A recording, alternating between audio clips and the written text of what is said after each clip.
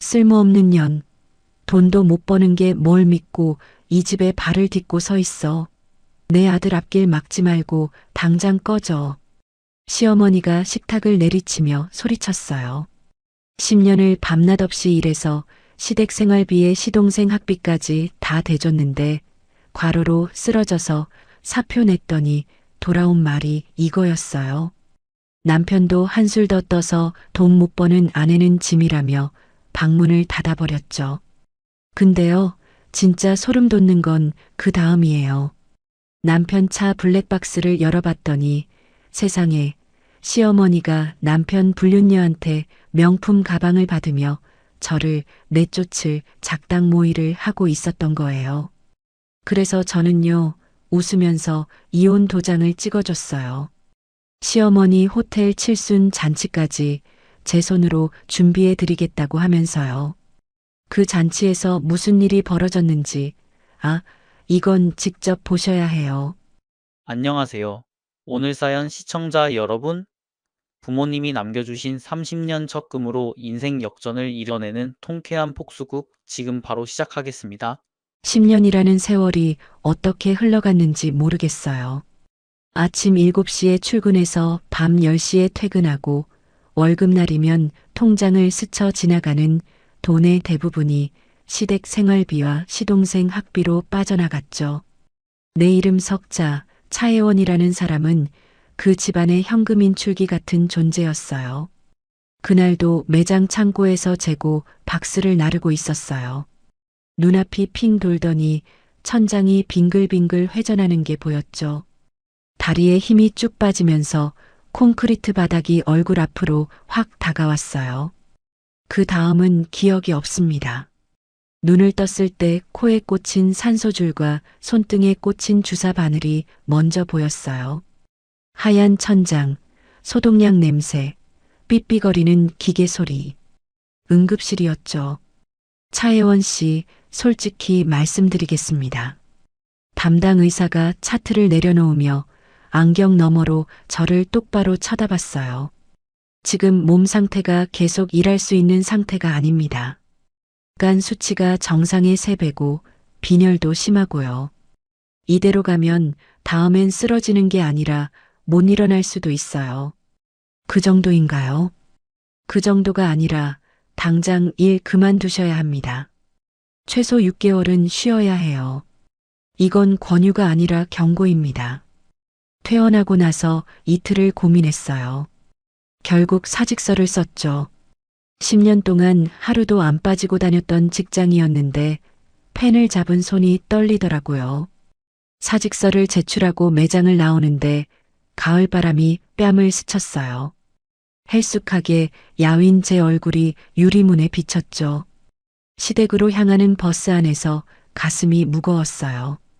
건강이 안 좋아서 당분간 일을 쉬겠다. 그 말 한마디가 이렇게 어려울 줄 몰랐죠. 시댁 현관문을 열자마자 거실 소파에 앉아 홈쇼핑을 보던 시어머니 영숙이 고개를 돌렸어요. 어머니, 드릴 말씀이 있어요. 뭔데? 또 돈 얘기야? 영숙이 리모컨으로 볼륨을 낮추며 귀찮다는 듯 눈을 흘겼어요. 사실 며칠 전에 매장에서 쓰러져서 응급실에 다녀왔어요. 의사 선생님이 당분간 일을 쉬라고 하셔서 직장에 사직서를 냈습니다. 거실의 공기가 얼어붙었어요. 영숙의 눈이 천천히 커지더니 리모컨을 소파 위에 탁 내려놓았죠. 뭐, 사표를 냈다고? 네, 어머니. 몸이 너무 안 좋아서. 아니, 인연이 미쳤나? 영숙이 벌떡 일어서며 식탁을 손바닥으로 내리쳤어요. 찻잔이 쨍그랑 소리를 내며 흔들렸죠. 그래서 뭐 앞으로 돈은 누가 벌어? 이 집 생활비는? 성준이 학비는? 어머니, 제가 쓰러져서 응급실에. 쓰러지면 링거 맞고 다시 출근하면 되지. 사표는 왜 내? 왜? 영숙이 제 말을 잘라버리며 거실을 성큼성큼 걸어다녔어요. 얼굴이 시뻘겋게 달아올라 있었죠. 어머니, 의사 선생님이 이대로 가면 정말 위험하다고. 됐어, 됐어.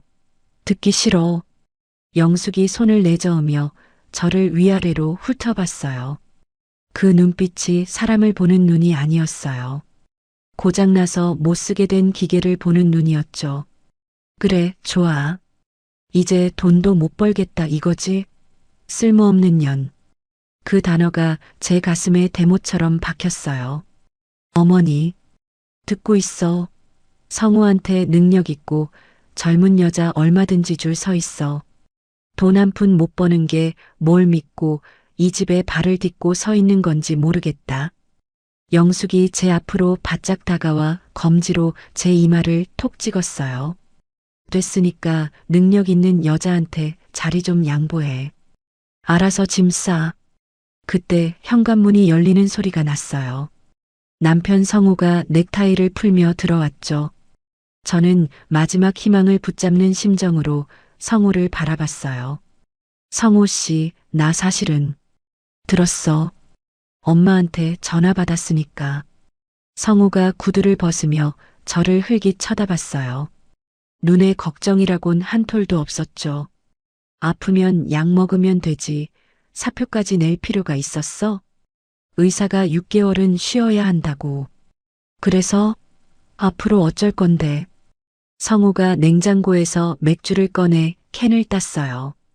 거품이 넘쳐서 식탁에 흘렀는데 닦을 생각도 안 하더라고요. 돈 못 버는 사람이 이 집에서 할 수 있는 게 뭐가 있어. 집만 되지. 그 한마디를 툭 던지고 성우는 맥주캔을 들고 안방으로 들어가 버렸어요. 문이 딸깍 닫히는 소리가 유난히 크게 울렸죠. 영숙은 콧방귀를 뀌며 다시 소파에 앉아 홈쇼핑 채널로 돌렸어요. 저는 텅 빈 거실 한가운데 혼자 서 있었어요. 10년을 바쳤는데 쓸모없는 년이라니. 주먹을 꽉 쥐었다가 천천히 펴며 안방 문을 열고 들어갔습니다. 성우는 이미 침대에 드러누워 핸드폰을 보고 있었어요. 저는 조용히 성우의 책상 쪽으로 다가갔죠.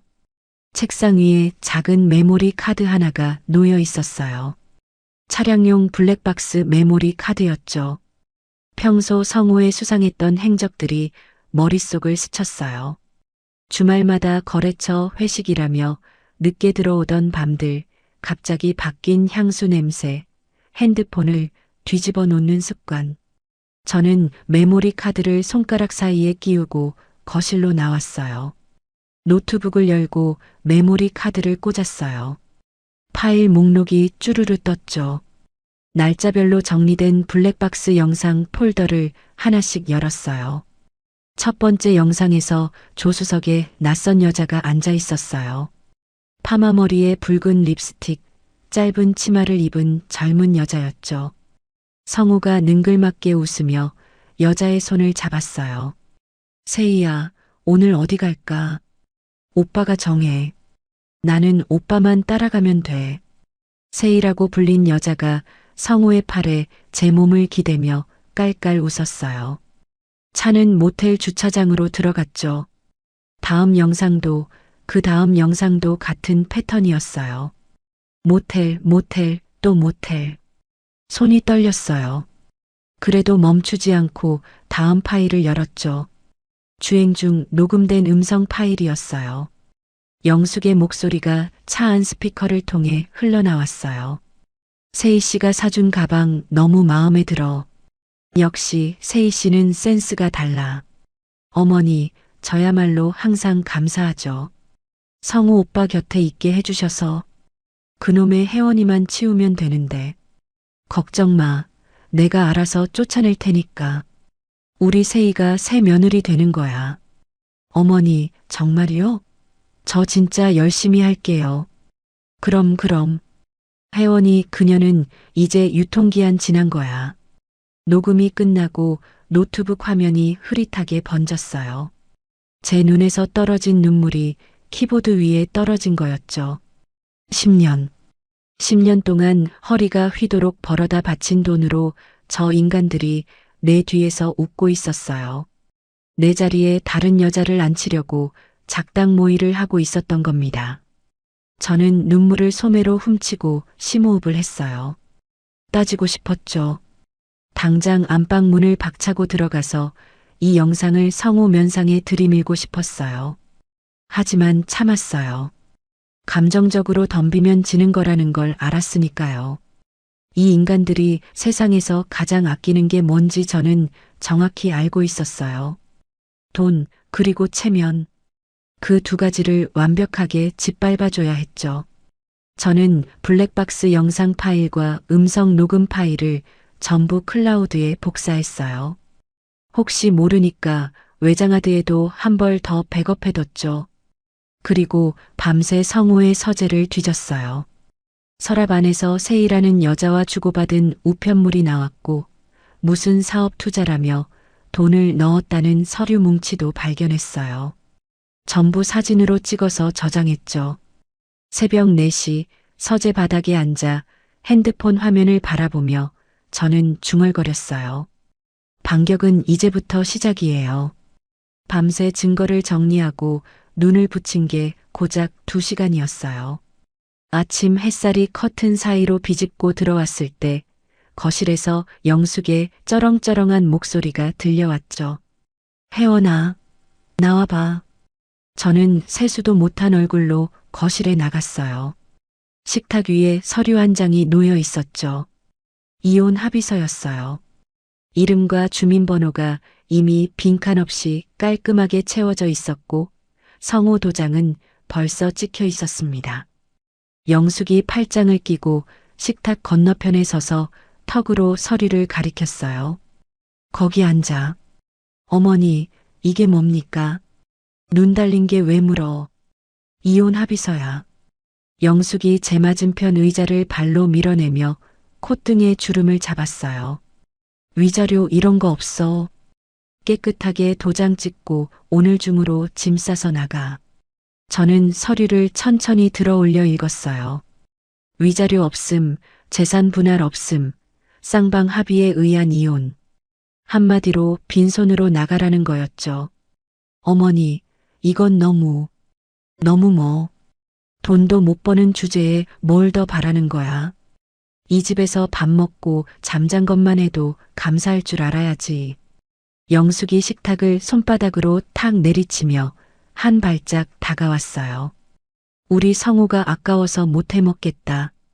젊고 능력 있는 여자가 줄을 서는데 하필이면 병든 거지를 붙들고 있으라고? 병든 거지. 어젯밤 블랙박스에서 들었던 영숙의 목소리가 겹쳐 들렸어요. 혜원이 그녀는 유통기한 지난 거야. 저는 서류를 내려놓고 영숙의 눈을 똑바로 쳐다봤어요. 그런데 이상하게도 분노가 아니라 웃음이 나왔어요. 입꼬리가 제 의지와 상관없이 올라갔죠. 서늘하고 환한 미소가 제 얼굴에 번졌어요. 왜 웃어? 미쳤어? 영숙이 눈을 가늘게 뜨며 뒤로 반 발짝 물러섰어요. 저는 주머니에서 도장을 꺼냈어요. 평소 은행 업무용으로 늘 갖고 다니던 도장이었죠. 빨간 인주에 도장을 꾹 누르고 합의서 위에 망설임 없이 찍었어요. 탁! 영숙의 입이 벌어졌어요. 뭐야? 진짜 찍는 거야? 네, 찍었습니다. 이혼하죠. 안방에서 핸드폰을 만지작거리며 나온 성우도 멈칫했어요. 야, 진짜 찍은 거야? 응. 내가 원하는 거잖아. 성우가 식탁 위에 합의서를 들여다보더니 눈을 끔뻑였죠. 매달리고 울 줄 알았던 모양이에요. 저의 담담한 표정에 영숙과 성우가 서로 눈치를 보며 당황하는 기색이 역력했어요. 저는 그 틈을 놓치지 않았습니다. 대신 조건이 하나 있어요. 조건? 무슨 조건? 영숙이 눈을 부라리며 되물었어요. 어머니 칠순 잔치요. 호텔 연회장 예약금 이미 냈잖아요. 위약금 때문에 취소도 못하고요. 그건 내가 알아서 할 일이지. 제가 마지막 도리로 잔치를 끝까지 치러드릴게요. 비용도 제가 다 낼 겁니다. 영숙의 눈빛이 달라졌어요. 노골적인 탐욕이 동공 위로 기름처럼 번졌죠. 그 대신 잔치가 끝날 때까지만 남들 앞에서 정상적인 가족처럼 연기해 주세요. 이혼 서류 접수는 잔치 끝나고 할게요. 공짜로 해주는 거 맞지? 나중에 딴소리 없고. 네. 제가 다 부담합니다. 영숙이 팔짱을 풀고 턱을 매만졌어요. 공짜로 화려한 호텔 칠순 잔치를 열 수 있다는 계산이 머릿속에서 돌아가는 게 눈에 보였죠. 좋아. 그 대신 잔치 끝나면 그날 바로 나가. 알았지? 알겠습니다, 어머니. 성우는 맥주캔을 들고 소파에 턱 주저앉으며 혼잣말처럼 중얼거렸어요. 알아서 해. 나는 상관없으니까. 저는 방으로 들어가 짐을 쌌어요. 캐리어 하나에 옷 몇 벌, 노트북, 그리고 증거가 담긴 외장하드. 그게 10년 결혼 생활의 전부였죠. 시댁을 나와 곧장 주거래 은행으로 갔어요. 창구에 앉아 제 이름으로 된 모든 재산 내역을 조회해 달라고 했죠. 차혜원 고객님 명의로 된 계좌는 현재 잔액이 거의 없으시고요. 은행 직원이 모니터를 보며 고개를 갸웃거렸어요. 혹시 이 아파트 전세 계약건 아세요? 남편분 명의로 되어 있던 전세 보증금이 월세로 전환된 뒤에 보증금 대부분이 인출되었네요. 인출이요? 제가 벌어서 넣은 돈인데요. 어디로 빠진 건가요? 직원이 이체 내역을 출력해 줬어요. 3억이 넘는 돈이 한 달 전에 법인 계좌로 빠져나가 있었죠. 계좌 이름은 비전 파트너스. 세이가 운영한다는 투자 회사였어요. 서류를 들고 있는 손에 핏줄이 불끈 섰어요. 성우가 제 돈을 몰래 빼돌려서 그 여자 회사에 갖다 바친 거였죠. 불륜도 모자라서 도둑질까지 한 겁니다. 저는 이를 악물고 은행 직원에게 다른 계좌를 조회해 달라고 했어요. 혹시 차혜원 명의로 된 연금보험이나 주식 계좌가 있을까요? 직원이 한참 검색하더니 눈을 동그랗게 떴어요. 고객님, 이거 보셨어요? 30년 전에 가입된 연금보험 하나, 그리고 우량주 주식 계좌가 하나 있는데 한 번도 해지를 안 하셔서 금액이 상당합니다. 돌아가신 부모님이 제 이름으로 가입해 두신 거였어요. 어릴 때 아버지가 말씀하셨죠. 혜원아, 이건 내 비상금이다. 진짜 힘들 때만 꺼내 써라. 모니터에 뜬 숫자를 보는 순간 저도 모르게 입술을 깨물었어요. 아버지, 어머니, 정말 진짜 힘든 날이 왔어요. 전부 해지해 주세요. 직원이 서류를 준비하는 동안 저는 핸드폰을 꺼내 부동산 앱을 열었어요. 평소 눈여겨봐뒀던 번화가 중심지의 대형 식당 자리가 아직 나와 있었죠. 바로 전화를 걸었어요. 안녕하세요. 이쪽 매물 아직 있나요? 네, 오늘 중으로 가계약하고 싶은데요. 은행을 나올 때 종잣돈이 담긴 통장을 가슴에 품었어요. 부모님이 30년 동안 묵혀두신 돈이 제 두 번째 인생의 시작점이 된 거죠. 그날 저녁 저는 고시원 좁은 방에 앉아 노트북을 열었어요. 블랙박스에서 추출한 성우와 세이의 모텔 출입 영상들을 시간순으로 늘어놓았죠. 영숙이 세이에게 아부를 떨며 저를 내쫓자고 폭언하는 음성 파일도 자막을 입혀 편집했어요. 영상 하나하나를 이어 붙일 때마다 손가락 끝이 차가워졌어요. 하지만 마우스를 클릭하는 손은 흔들리지 않았죠. 새벽이 되어서야 하나의 완성된 폭로 영상이 만들어졌어요. 저는 영상 파일을 USB에 옮겨 담고 주머니에 넣었어요. 겉으로는 순종적인 며느리를 연기하면서 속으로는 올가미를 조이고 있었죠. 영숙의 칠순 잔치가 제 복수의 무대가 될 거라는 건 아직 아무도 몰랐습니다. 이혼 합의서에 도장을 찍은 다음 날 저는 아침 일찍 이혼 전문 변호사 사무실을 찾아갔어요. 이 정도 증거면 충분합니다. 변호사가 제가 가져간 블랙박스 영상, 금융거래 내역, 이혼 합의서를 한 장 한 장 넘기며 고개를 끄덕였어요. 차혜원 씨가 벌어서 남편 명의로 넣어둔 전세 보증금을 남편이 몰래 빼돌려서 제3자 법인 계좌로 보냈다. 이건 남의 돈을 제멋대로 가져다 쓴 거예요.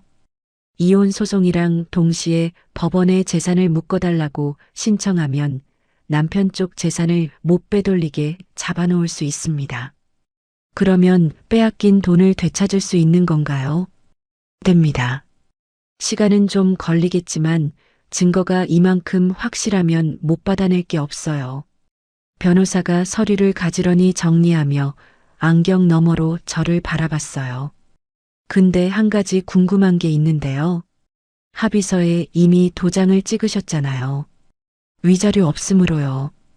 이걸 그대로 접수하면 차혜원 씨한테 불리한데 일부러 찍으신 겁니까? 네. 잔치가 끝나면 제가 따로 이혼 소송을 낼 겁니다. 그 합의서는 접수하지 않을 거예요. 변호사가 눈을 한번 깜빡이더니 입꼬리를 살짝 올렸어요. 알겠습니다. 잔치 끝나는 날짜 알려주시면 그 다음날 바로 소장 접수하겠습니다. 변호사 사무실을 나와서 곧장 호텔로 향했어요. 영숙의 칠순 잔치가 열릴 연회장이었죠. 로비를 지나 연회장 담당 매니저를 만났어요. 잔치 비용 전액 오늘 결제하겠습니다. 매니저가 견적서를 내밀었고 저는 카드를 건넸어요. 결제가 끝나고 나서 본론을 꺼냈죠. 한 가지 부탁이 있는데요. 행사 당일에 연회장 안에 있는 방송 장비, 스크린이랑 스피커요. 제가 직접 조작할 수 있게 해주실 수 있나요? 고객님이 직접요? 네. 어머니를 위한 특별 영상을 준비하고 있거든요. 감동 영상인데 타이밍이 중요해서 다른 분한테 맡기기가 좀 그래요. 매니저가 잠시 생각하더니 고개를 끄덕였어요. 행사 비용을 전액 내신 분이시니까요. 당일 방송실 출입 카드 따로 드릴게요. 감사합니다. 호텔을 나오며 주머니 속 방송실 카드를 만져봤어요. 무대가 하나씩 완성되어 가고 있었죠. 며칠 뒤 영숙에게서 전화가 왔어요. 목소리가 한껏 들떠 있었죠. 혜원아, 잔치 준비 잘 되고 있는 거지? 네, 어머니. 호텔이랑 다 조율해뒀어요. 그래, 잘했어. 아, 참, 내가 친척들한테 다 연락했는데 말이야. 잔치 때 성우 사업 파트너를 소개할 거야. 젊고 능력 있는 여자인데 우리 집안의 귀인이야. 사업 파트너? 세희를 말하는 거였죠. 저는 입술을 깨물며 목소리를 가다듬었어요. 아, 네. 알겠습니다. 동네 이모들한테도 다 자랑해 놨으니까 잔치 분위기 확 살려야 해. 알았지? 걱정 마세요, 어머니. 분위기는 제가 확실하게 살려드릴게요. 전화를 끊고 나서 헛웃음이 났어요. 자기 입으로 모든 사람을 불러 모으고 있었죠. 관객이 많을수록 좋았어요. 그 주에 성우는 아예 짐을 싸서 세희의 오피스텔로 들어가 버렸어요. 저한테 연락 한 통 없었죠. 오히려 잘 됐어요. 성우가 비운 집에서 제 이름으로 된 귀중품과 서류들을 전부 챙겨 나왔거든요. 새로 계약한 식당 근처의 작은 원룸으로 짐을 옮겼죠. 식당 인테리어 공사도 착착 진행되고 있었어요. 공사 현장에 들를 때마다 시멘트 냄새와 페인트 냄새가 코를 찔렀지만 저한테는 그게 새 인생의 냄새였죠. 잔치가 끝나는 즉시 구청에 영업신고를 내고 그 주 주말에 개업하기로 일정을 잡았어요. 잔치를 사흘 앞두고 저는 사설 경호업체에 전화를 걸었어요. 칠순 잔치 행사에 경호원 2분을 배치하고 싶은데요. 체격이 좋으신 분으로 부탁드립니다. 행사장 안쪽에 배치할까요? 아니요. 출입구 쪽에 눈에 안 띄게 서 계시다가 제가 신호를 보내면 그때 들어와 주시면 돼요. 혹시 어떤 상황을 대비하시는 건지. 술 드신 하객분이 난동을 부릴 수도 있어서요. 만약을 위한 겁니다. 전화를 끊고 나서 잔치 당일 시나리오를 머릿속으로 한 번 더 그려봤어요. 빈틈이 있으면 안 됐거든요. 잔치 전날 밤이었어요. 저는 원룸에서 내일 입고 갈 옷을 다림질하고 있었는데 핸드폰이 울렸어요. 영숙이었죠. 혜원아. 네, 어머니.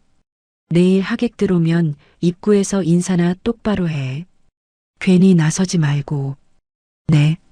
그리고 세희 씨 오시면 심기 건드리지 마. 조용히 구석에 있다가 잔치 끝나면 알아서 빠져. 알겠어? 영숙의 목소리에는 거리낌이라곤 한 톨도 없었어요. 며느리한테 다른 여자 비위를 맞추라고 당당하게 지시하는 그 뻔뻔함이 오히려 대단했죠. 알겠습니다, 어머니. 시키시는 대로 할게요. 전화를 끊고 가방 안쪽 주머니에서 USB를 꺼냈어요. 어젯밤 최종 점검까지 마친 폭로 영상이 담긴 USB였죠. 손바닥 위에 올려놓고 한참을 들여다봤어요. 이 작은 막대기 하나에 영숙의 체면이, 성호의 인생이, 세희의 가면이 전부 들어 있었어요. 저는 USB를 다시 가방 깊숙한 곳에 찔러 넣고 지퍼를 꽉 잠갔죠. 잠이 오지 않았어요. 침대에 누워 천장을 올려다보며 10년을 되짚었죠. 새벽까지 뜬 눈으로 버티다가 커튼 사이로 첫 햇살이 들어올 때 자리에서 일어났습니다. 거울 앞에 섰어요. 세수를 하고 로션을 바르고 오랜만에 화장을 했죠. 파운데이션으로 다크서클을 덮고 아이라인을 또렷하게 그리고 입술에 차분한 색을 올렸어요.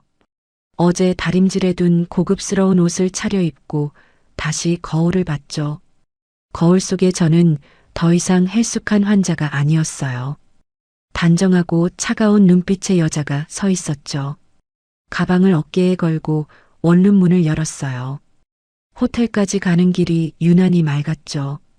호텔 로비에 도착하니 연회장 입구에 이미 꽃 장식이 화려하게 세팅되어 있었어요.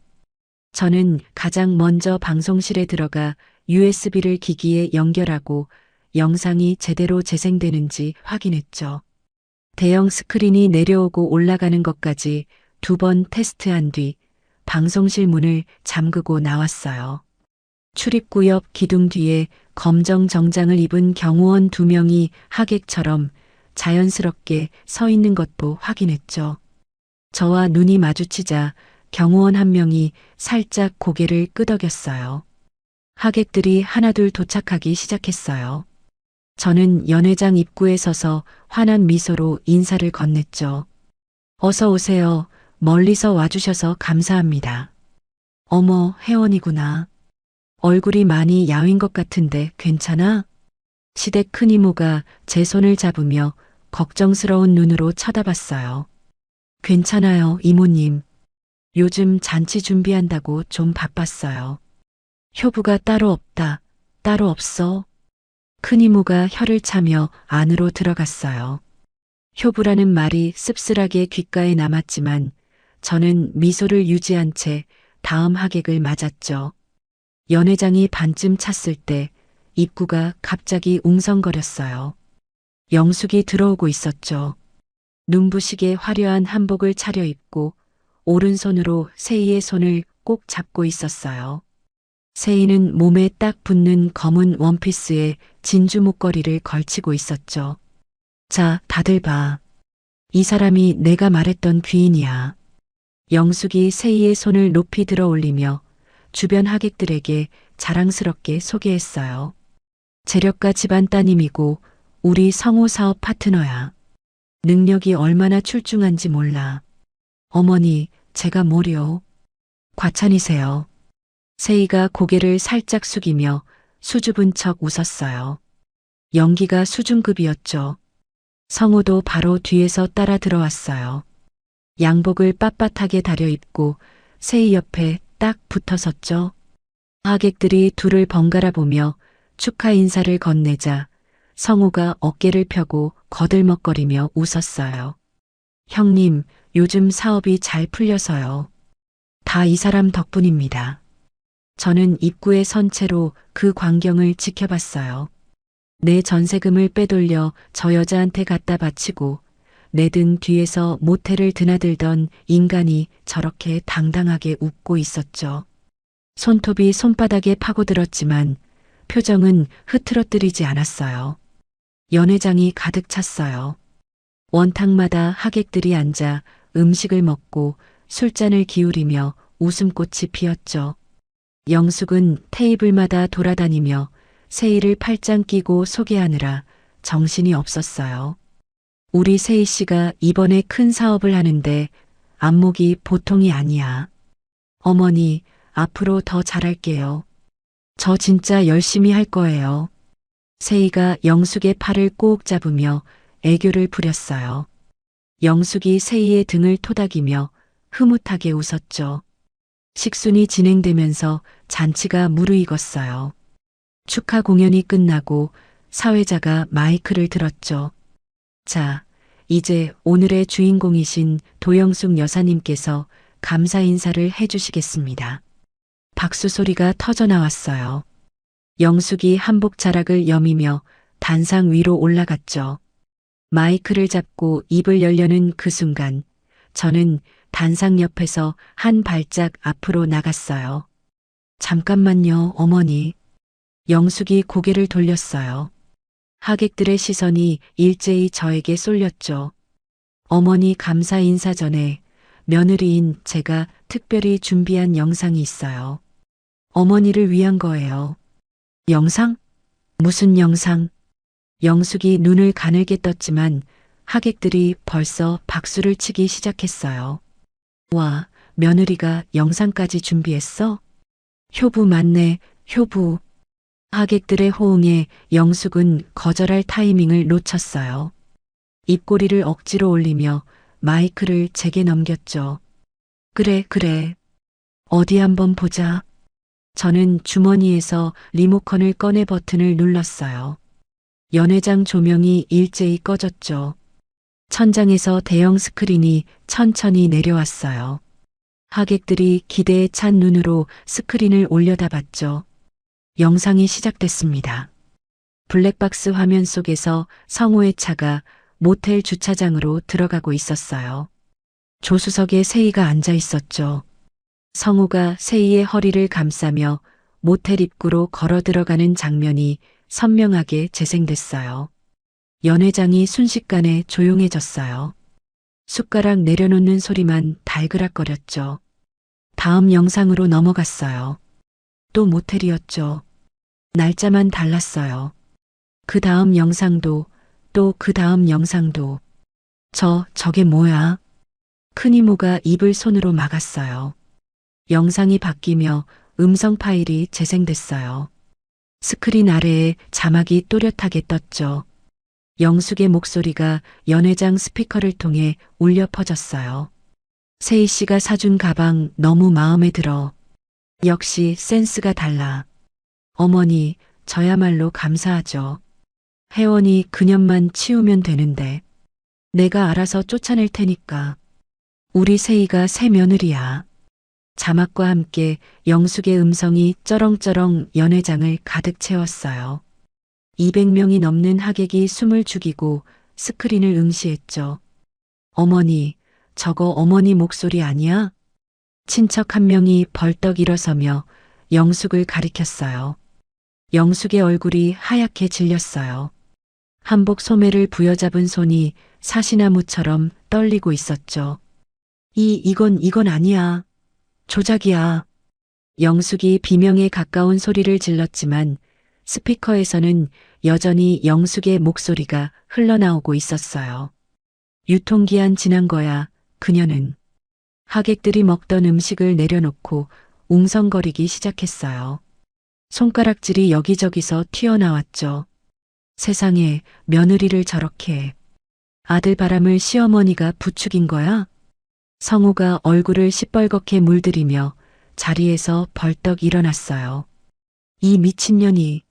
성우가 쌍욕을 내뱉으며 방송실 쪽으로 달려갔어요.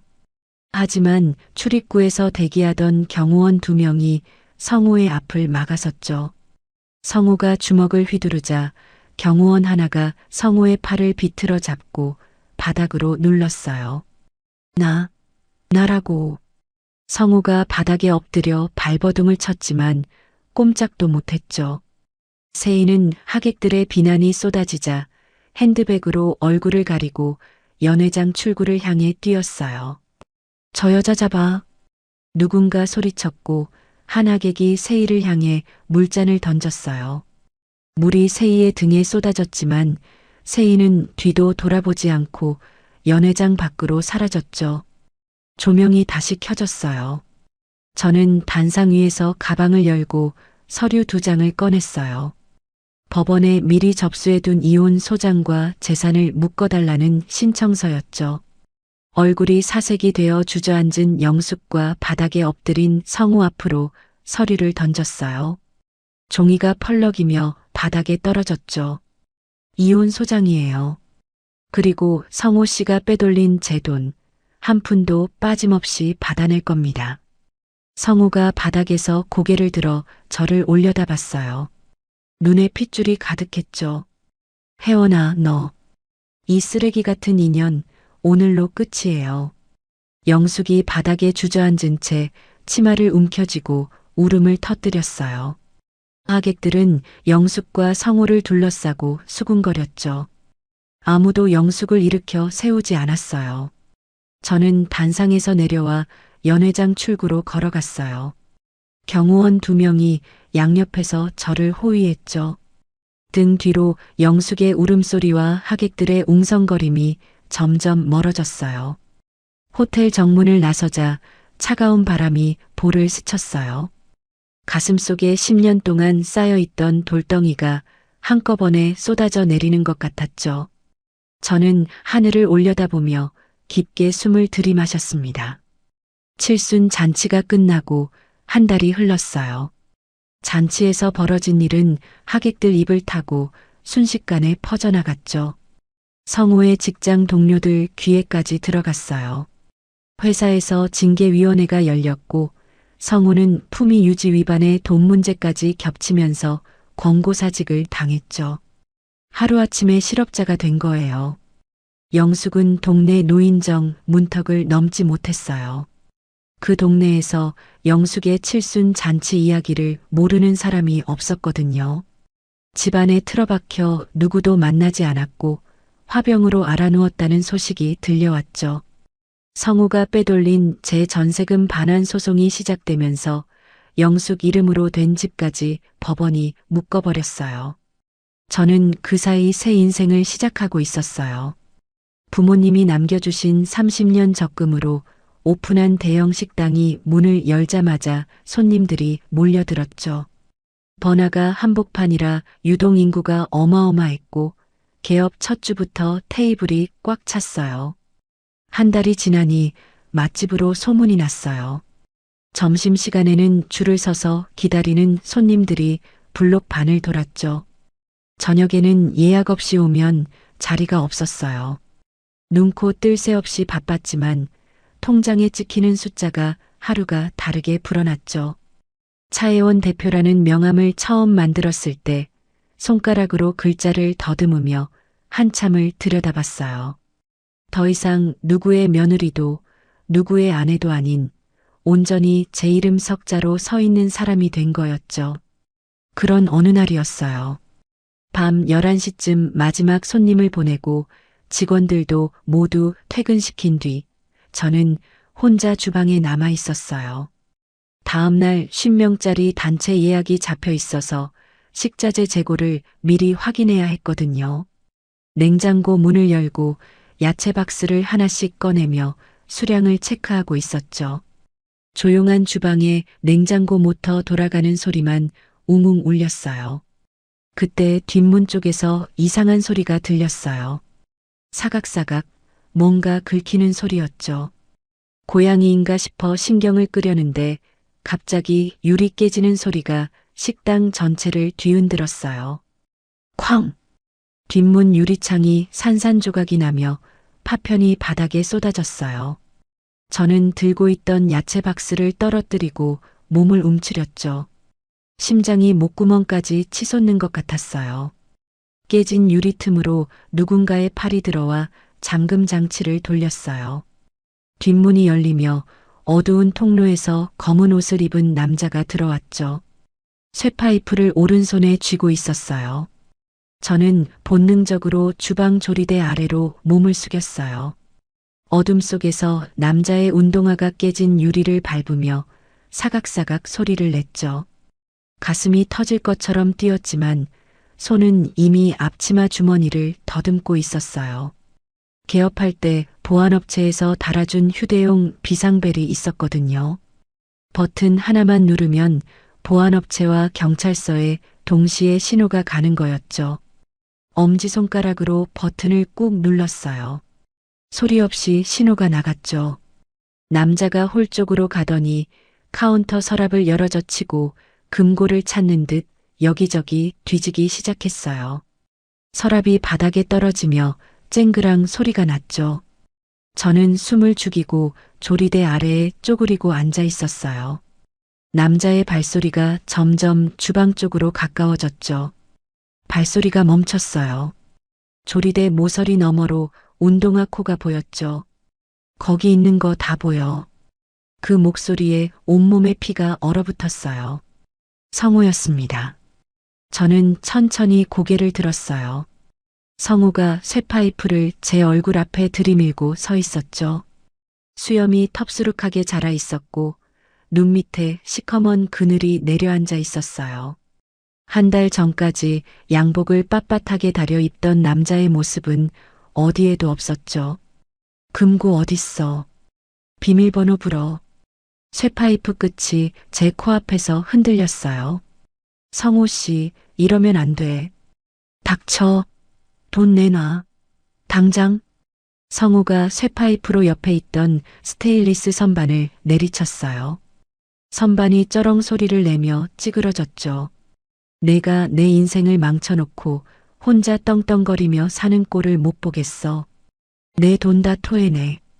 성우 씨 돈이 아니라 원래 내 돈이야. 시끄러. 성우가 다시 쇠파이프를 치켜들었어요. 저는 두 팔로 머리를 감싸며 몸을 웅크렸죠. 바로 그 순간 멀리서 사이렌 소리가 들려왔어요. 처음에는 아득했지만 초단위로 가까워졌죠. 위잉, 위잉. 성우의 동작이 멈췄어요. 쇠파이프를 든 팔이 공중에서 굳었죠. 경찰? 사이렌 소리가 식당 바로 앞에서 멈췄어요. 하나가 아니라 여러 대였죠. 빨간 불빛과 파란 불빛이 주방 창문을 통해 번갈아 깜빡거렸어요. 움직이지 마시오. 건물을 포위했습니다. 확성기를 통해 경찰의 목소리가 울려 퍼졌어요. 성우가 쇠파이프를 쥔 채 홀 쪽으로 고개를 돌렸죠. 깨진 뒷문과 정문 양쪽에서 손전등 불빛이 쏟아져 들어왔어요. 저는 조리대 아래에서 기어나와 주방 구석으로 몸을 피했어요. 무장한 경찰관들이 양쪽 출입구로 동시에 밀고 들어왔죠. 흉기를 내려놓으시오. 지금 즉시.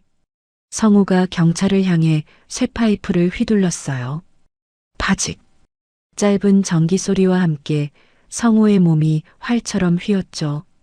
쇠파이프가 손에서 빠져나가 바닥에 쨍하고 떨어졌어요. 성우가 그대로 앞으로 고꾸라지며 바닥에 엎어졌죠. 경찰관 2명이 달려들어 성우의 두 팔을 등 뒤로 꺾고 수갑을 채웠어요. 당신을 야간에 건물에 침입하고 흉기를 이용한 강도 미수 그리고 경찰관에게 흉기를 휘두른 혐의로 체포합니다. 당신은 묵비권을 행사할 수 있으며 바닥에 엎드린 성우의 뺨이 차가운 타일에 눌려 일그러져 있었어요. 한때 제 남편이었던 사람이 범죄자가 되어 바닥에 깔려 있는 모습을 저는 주방 구석에서 지켜봤죠. 경찰관 한 명이 제게 다가와 담요를 어깨에 걸쳐줬어요. 괜찮으세요? 다친 데는 없으시고요? 네, 괜찮아요. 목소리가 떨렸어요. 괜찮다고 말했지만 다리에 힘이 풀려서 그 자리에 주저앉았죠. 성우가 경찰차에 실려나가는 걸 지켜보며 저는 담요를 두 손으로 꽉 움켜쥐었습니다. 그날 밤 경찰서에서 피해 진술을 마치고 나올 때 동이 트고 있었어요. 식당 뒷문 유리창은 보안업체에서 응급으로 합판을 대줬고 저는 원룸으로 돌아와 샤워를 한 뒤 두어 시간 눈을 붙였죠. 아침 9시쯤 경찰서에서 전화가 왔어요. 피해자 보충 조사가 필요하니 오후에 한번 나와달라는 거였죠. 오후 2시에 경찰서에 도착해서 조사실 앞 복도 의자에 앉아 있었어요. 그때 복도 끝에서 허둥지둥 뛰어오는 사람이 보였죠. 영숙이었어요. 머리카락이 헝클어진 채 외투 단추도 잘못 채우고 실내화를 신은 발로 경찰서 복도를 뛰어온 거였죠. 저를 발견하자마자 영숙이 복도 한가운데서 우뚝 멈춰 섰어요. 혜원아. 영숙의 목소리가 갈라져 있었어요. 눈두덩이가 퉁퉁 부어 있었고 입술이 바짝 말라 허옇게 일어나 있었죠. 영숙이 제 앞까지 오더니 두 무릎을 꿇었어요. 딱딱한 경찰서 복도 바닥에 무릎뼈가 부딪히는 둔탁한 소리가 났죠. 혜원아, 제발 합의 좀 해줘. 응? 영숙이 두 손을 모아 제 무릎 위에 올렸어요. 손가락 마디마디가 파르르 떨리고 있었죠.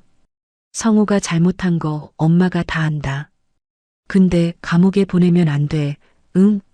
제발 한 번만 봐줘. 저는 영숙의 손을 내려다봤어요. 주름투성이 손등에 검버섯이 얼룩져 있었죠. 이 손이 한 달 전 제 이마를 손가락으로 찍으며 쓸모없는 년이라고 했던 그 손이에요. 이 손이 세희의 손을 꼭 잡고 하객들 앞에서 새 며느리라고 자랑하던 그 손이었죠. 어머니. 응, 말해. 제 목숨을 노리고 쇠파이프를 휘두른 사람이에요. 그런 범죄자랑 합의할 생각 없습니다. 혜원아, 법이 정한 가장 무거운 벌을 받게 할 거예요. 영숙의 눈에서 눈물이 주르르 흘러내렸어요. 엄마가 잘못했어. 엄마가 다 잘못한 거야. 그러니까 제발. 어머니, 일어나세요. 저는 자리에서 일어나 영숙의 손을 무릎 위에서 떼어냈어요. 10년 동안 매달 생활비 갖다 드릴 때는 효부라고 하셨죠. 병들어 쓰러지니까 쓸모없는 년이라고 하셨고요. 이제 와서 무릎 꿇으면 제가 마음이 흔들릴 것 같으세요? 영숙이 고개를 들어 저를 올려다봤어요. 저는 영숙의 시선을 피하지 않고 똑바로 마주쳤죠. 합의서 써드릴 일 없으니까 변호사비 아끼실 방법을 알아보세요. 저는 영숙의 옆을 지나쳐 조사실 문을 열고 들어갔어요. 문이 닫히기 직전 복도에서 영숙이 바닥을 치며 울부짖는 소리가 들렸죠. 경찰 조사를 마치고 나올 때 영숙은 이미 없었어요. 그로부터 며칠 뒤 영숙이 세희의 사무실을 찾아갔다는 이야기를 들었어요. 성우의 변호사 비용과 합의금을 마련하려고 세희한테 돈을 빌리러 간 거였죠. 세희가 영숙 앞에서 어떤 표정을 지었을지 저는 대충 상상이 갔어요. 걱정해주는 척, 안타까워하는 척, 그 교묘한 연기를요.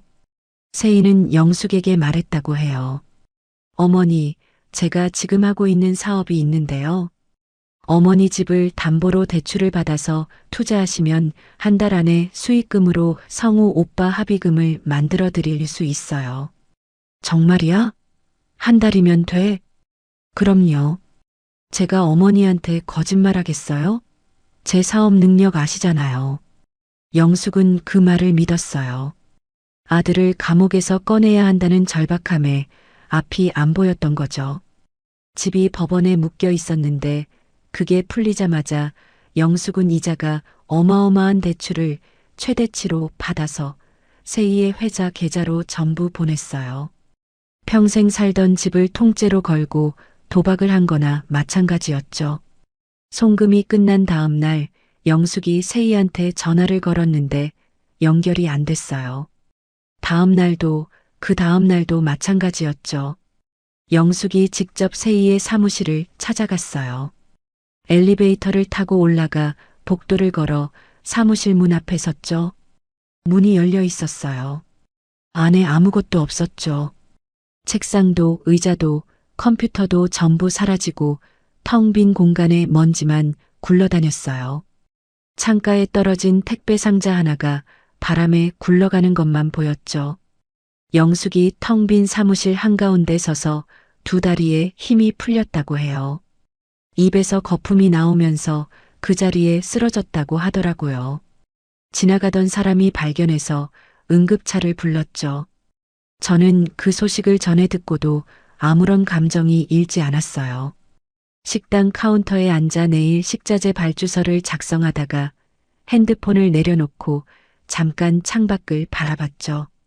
영숙이 세희한테 속아 넘어간 건 놀랍지 않았어요. 돈에 눈이 먼 사람은 또 다른 돈 앞에서 눈이 멀게 되어 있으니까요. 저는 발주서에 다시 눈을 돌리고 펜을 들었습니다. 영숙이 쓰러진 지 한 달이 지났어요. 세희는 영숙뿐만 아니라 여러 사람에게서 수십억을 긁어 모아 현금 가방을 들고 부산항으로 내려갔다고 해요. 화물선을 타고 해외로 빠지려 했던 거죠. 하지만 부두에서 잠복하고 있던 해양경찰이 세희의 뒷덜미를 잡았어요. 선착장에서 수갑이 채워지는 세희의 얼굴이 뉴스 화면에 떴죠. 칠순 잔치에서 진주 목걸이를 걸고 우아하게 웃던 얼굴이 아니었어요. 화장기 없이 푹 꺼진 눈에 입술을 질끈 깨물고 고개를 숙인 모습이었죠. 병원에서 퇴원한 영숙은 그 뉴스를 보고 세희한테 보낸 돈을 돌려받을 수 있을 거라고 기대했다고 해요. 하지만 경찰 발표는 냉정했죠. 세희가 가로챈 돈은 이미 도박장과 빚 갚는데 전부 날려버린 뒤였어요. 돌려받을 돈이 한 푼도 없었던 겁니다. 영숙의 집은 대출 이자를 못 갚으면서 채권자들이 법원에 넘겼어요. 경매에 붙여진 집은 시세보다 훨씬 싼 값에 팔려나갔죠. 40년 넘게 살던 집에서 영숙은 강제로 쫓겨났어요. 캐리어 하나를 끌고 대문을 나서는 영숙의 뒷모습을 이웃이 봤다고 하더라고요. 한복 대신 낡은 패딩 점퍼를 입고 등이 활처럼 굽은 채로 골목길을 걸어갔다고요. 갈 곳이 없었던 영숙은 찜질방을 전전했어요. 찜질방비가 떨어지자 역 근처 무료 급식소에서 줄을 서서 밥을 받아 먹었죠. 칠순 잔치 때 화려한 한복을 차려입고 하객들 앞에서 귀인을 소개하던 사람이 플라스틱 쟁반을 들고 급식줄에 서 있었던 거예요. 성호의 재판도 열렸어요.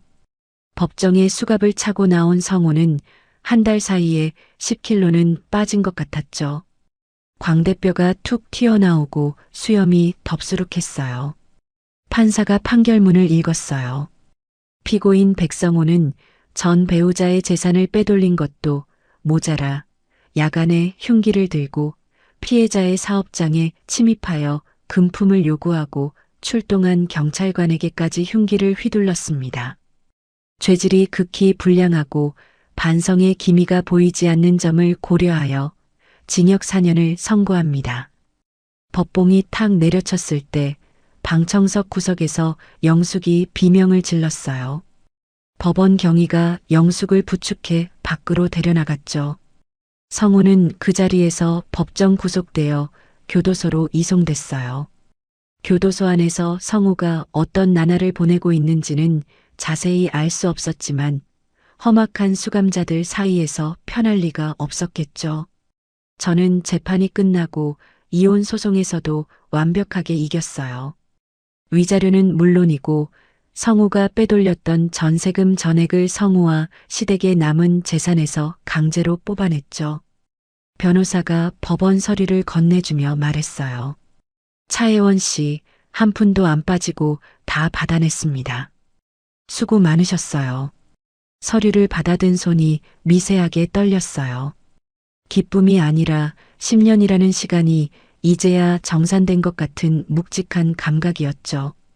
영숙은 노숙 생활을 하면서 몸이 급격하게 무너졌다고 해요. 제대로 먹지 못하고 길바닥에서 자다 보니 영양실조에 폐렴까지 걸렸죠. 구치소에 갇힌 아들 면회조차 갈 수 없는 처지였어요. 교통비가 없었으니까요.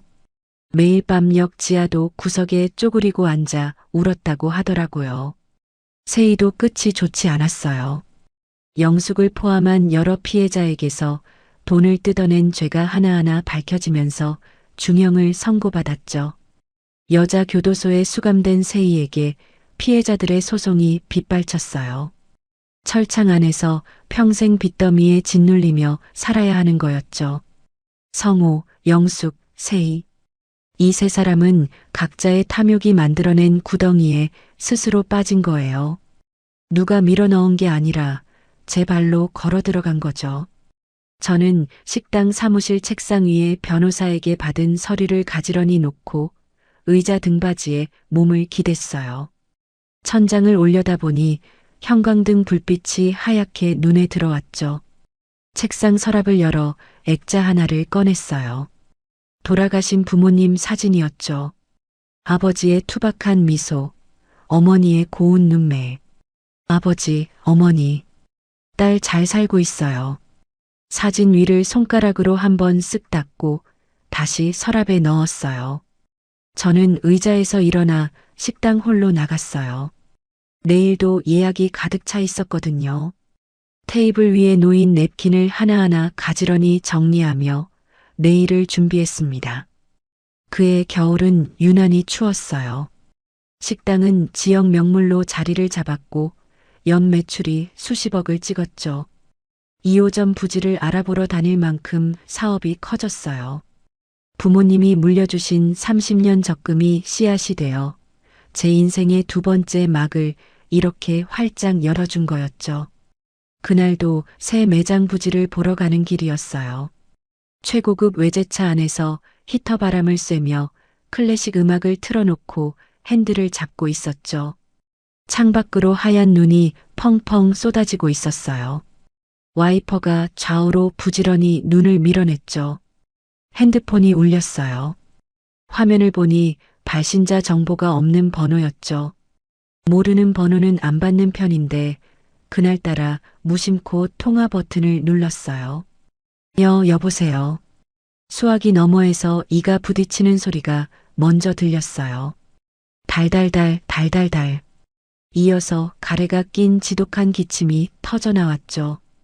한참을 콜록거리다가 겨우 말을 이었어요. 혜원아 나야 엄마야. 핸들을 잡은 손에 힘이 들어갔어요.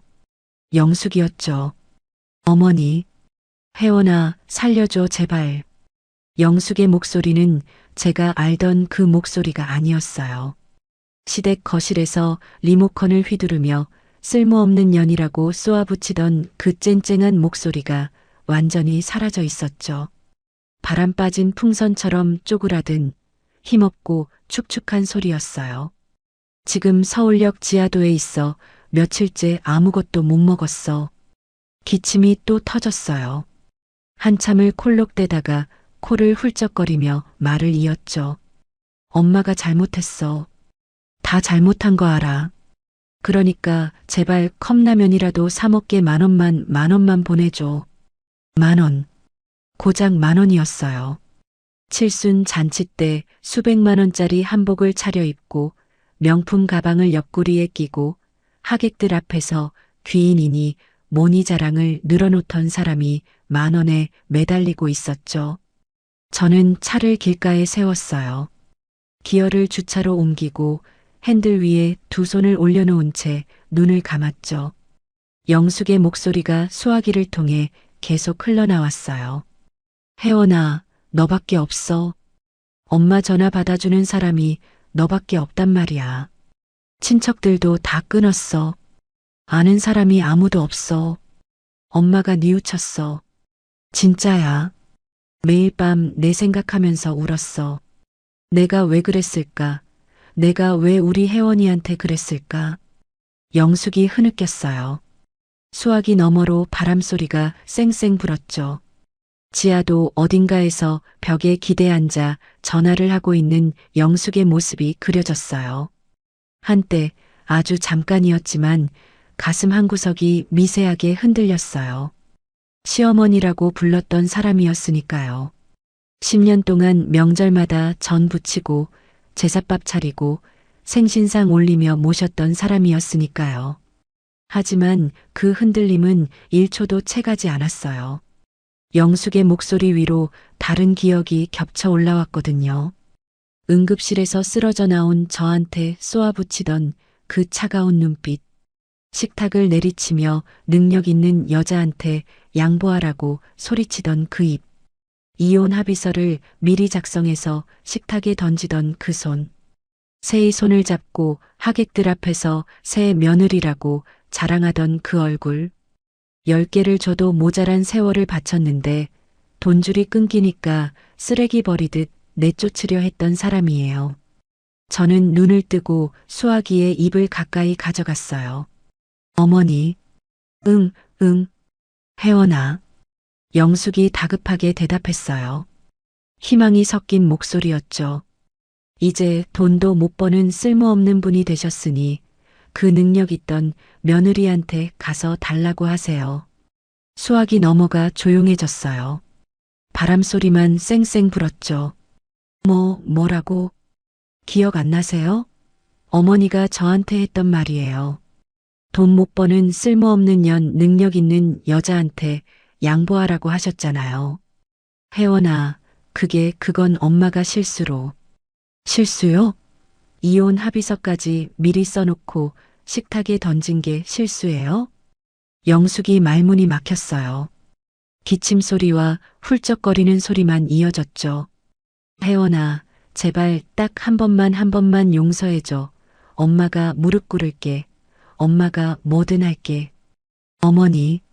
저는 창밖에 쏟아지는 눈을 바라보며 입을 열었어요. 어머니가 판 무덤이에요. 거기서 평생 추위에 떨며 사세요. 혜원아. 저는 통화 종료 버튼을 눌렀어요. 영숙의 울음소리가 뚝 끊겼죠. 핸드폰을 무릎 위에 내려놓고 잠시 앞을 바라봤어요. 앞 유리 너머로 눈이 쉴 새 없이 내렸죠. 하얀 눈송이가 와이퍼에 밀려나갔다가 또 쌓이고 또 밀려나가고. 저는 핸드폰을 다시 들어 통신사 고객센터에 전화를 걸었어요. 방금 수신한 번호를 영구적으로 차단해 주세요. 네, 고객님. 처리 완료되었습니다. 전화를 끊고 핸드폰을 가방 안에 넣었어요. 그리고 기어를 바꿔넣고 차를 천천히 출발시켰죠. 클래식 음악이 다시 흘러나왔어요. 첼로의 낮은 선율이 차 안을 채웠죠. 히터에서 나오는 따뜻한 바람이 발끝을 감쌌어요. 창밖에 눈이 점점 세차게 내렸어요. 도로 위에, 건물 위에, 가로수 위에 하얗게 쌓여갔죠. 세상이 온통 하얀 이불을 덮은 것 같았어요. 저를 짓밟았던 사람들은 모두 제가 걸어온 길 위에서 쓰러졌어요. 성우는 철창 안에서, 영숙은 길바닥에서, 세인은 감옥에서 각자가 뿌린 씨앗의 열매를 거두고 있었죠. 저는 살아남았어요. 부모님이 남겨주신 마음으로, 이 악물고 버텨낸 10년의 힘으로 끝까지 무너지지 않았어요. 눈 덮인 도로 위로 차가 미끄러지듯 나아갔어요. 백미러에 비친 제 얼굴에 옅은 미소가 번져 있었죠. 남의 눈에 피눈물 나게 한 사람들은 결국 자기가 판 무덤에 빠져요. 착하고 성실하게 버텨온 사람에겐 반드시 해 뜨는 날이 와요. 제가 증명했으니까요. 오늘 준비한 사연 어떻게 들으셨나요? 과로로 쓰러졌더니 쓸모없는 년이라 내쫓으려 했던 시어머니, 불륜에 도둑질까지 한 전남편, 남의 돈을 빨아먹고 도망친 사기꾼 상간녀. 이 세 명이 스스로 판 무덤에 하나씩 빠져가는 모습 보시면서 속이 좀 풀리셨나요? 10년이라는 세월을 바쳐도 돌아온 건 모욕뿐이었지만 끝내 무너지지 않고 자기 힘으로 다시 일어선 혜원 씨의 이야기가 오래도록 마음에 남을 것 같습니다. 지금 이 순간에도 누군가를 위해 이 악물고 버티고 계신 분이 있다면 오늘 사연이 조금이나마 힘이 되셨으면 좋겠어요. 끝까지 포기하지 않은 우리 혜원 씨에게 한마디씩 남겨주세요. 여러분이 건네는 따뜻한 말 한 줄이 큰 힘이 됩니다. 구독과 좋아요, 알림 설정까지 눌러주시면 더 재미있고 통쾌한 사연으로 꼭 보답드리겠습니다. 그럼 다음에 속 시원한 사연에서 뵙겠습니다. 오늘도 끝까지 함께 해주셔서 감사합니다.